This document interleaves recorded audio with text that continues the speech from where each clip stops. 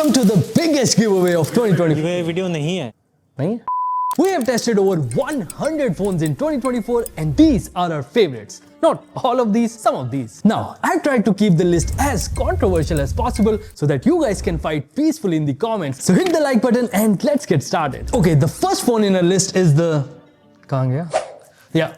CMF Phone 1. Now, I didn't pick this phone because of the cool customizability part, but I chose this phone because it challenged the budget segment so well. See, when it comes to phone under 15k, you have to make a very tough choice between good software experience and good performance. You can't have both, but this phone changes that. Yes, the performance on the CMF Phone 1 is the best in its segment, and you even get 120 FPS in PGMI, which even the ROG 8 Pro is waiting for. The software experience is the cleanest, and you also get regular software updates to make the experience better. Of course, you don't get a charger in the box and there's no stereo speakers here, but around 13,000 rupees, this is still a very good phone. I just hope that nothing bundles a charger in the box for all the upcoming CMF phones. Carl bhai, can you please comment and confirm that? Now, the second phone in our list is from a company that launched some very good phones this year and their market share grew exponentially. Yes, you guessed it. I'm talking about Motorola, and my favorite Moto phone of the year is the Moto Edge 50 Neo. I like this phone because of its size. I mean, just look at all the other phones in this segment and now look at the Edge 50 Neo. It's quite handy, it's compact and lightweight, which a lot of people ask for. Plus, the rest of the phone is also very good with 1.5K LTPO display, IP68 rating, good cameras, wireless charging, military grade certification, and a promise of 5 years of software updates, which I think is Moto's bold message that they'll prioritize software updates going forward. I really hope that happens. The performance is not the best in the segment and the battery is also small, but it can handle day-to-day tasks easily, and we were getting 5 to 6 hours of normal usage, which is fine. Also, this was one of the rare Moto phones with a flat display, which a lot of people actually want. As the premium segment is now moving from curved to quad curve, I think Moto should also lean towards flatter display because that's just more practical and easy to protect. My next favorite phone launched in January this year, and this phone remained unbeatable throughout the year. रखा तो था. Oh.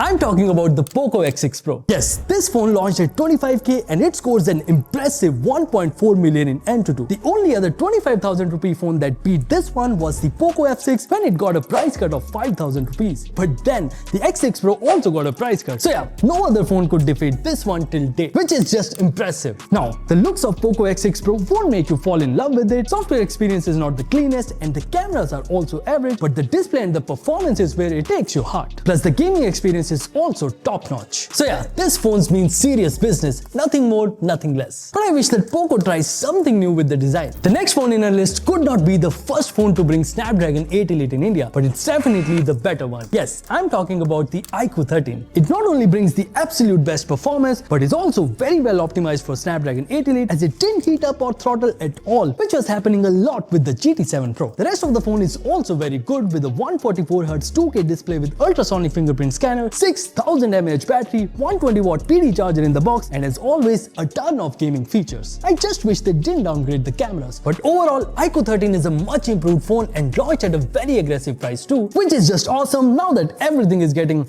so much expensive. Salted. Thank God. Now, the next phone in my list made me switch from my iPhone. I think you can easily guess it. I'm talking about the Vivo X200 Pro. See, for me, cameras are the most important thing in a phone. I just want them to be good and consistent at all times. And for years, iPhone used to get me. But this year, when I started using X200 Pro, I came to know that Vivo gets me better, and I just couldn't go back to the iPhone. In fact, we have now switched to the X200 Pro for all our social media posts. Plus, it's not just the main camera. You get good photos from all the sensors, be it the portrait shots, macros, zoomed in photos, and even the nighttime photos. Plus, there are a ton of features to play with, which makes the overall experience so much better. The videos are still not there yet, but at least you can record log videos without the SSD. Other than that, the phone is just top-notch in all the aspects. Be it the display, performance, battery, and the overall build quality, but the software is still not as fun as it could be. The next phone on my list did the best implementation of AI on their phones, not just in ads, but also on the actual devices. Yes, I'm talking about the S24 Ultra. Now, this phone launched quite early this year, but it kind of set the tone for all the other phones that launched later. In fact, every smartphone maker tried to implement AI in their phones, but no one could do it better than Samsung. Apart from that, the rest of the phone is also very good with flagship performance, feature-rich software experience with 7 years of updates, and the stunning display with the anti-glare coating, which makes a huge difference while watching movies or using the device outdoors. I think trend should go after anti-glare coating rather than the peak brightness number because that's more useful in my opinion. The last phone in our list is the best foldable that I've used this year. Yes, I'm talking about the Vivo X Fold 3 Pro. I like this phone because a lot of folding phones expect you to compromise on one thing or the other. Like with Samsung, you have to compromise on the cameras and the aspect ratio when folded. With Pixel 9 Pro Fold, you have to compromise with the Tensor chipset. But with this phone, you don't feel that way. It's sleek and lightweight, yet packs a huge 5700 mAh battery. Using it unfolded feels pretty normal. The performance is top notch, the cameras are also not bad, and there are 2 ultrasonic fingerprint scanners here for both screens, which is very thoughtful. Its price is obviously on the higher side, and the Fun Touch OS for Fold is not as feature rich as One UI on Samsung Fold. But yeah, kudos to Vivo on launching this pretty solid phone. Apart from the phones, there are some very interesting things that happened this year that are also worth mentioning. First of all, OnePlus had a pretty rough year, but they are now providing lifetime warranty for green line issues, which is a very good step in my opinion and will definitely clean up OnePlus image. Motorola is also working very hard to improve their software update game, which is honestly the only complaint people have about their phones. Once it's resolved, I think it will be very hard to beat Moto. The UI upgrades were also very useful this year,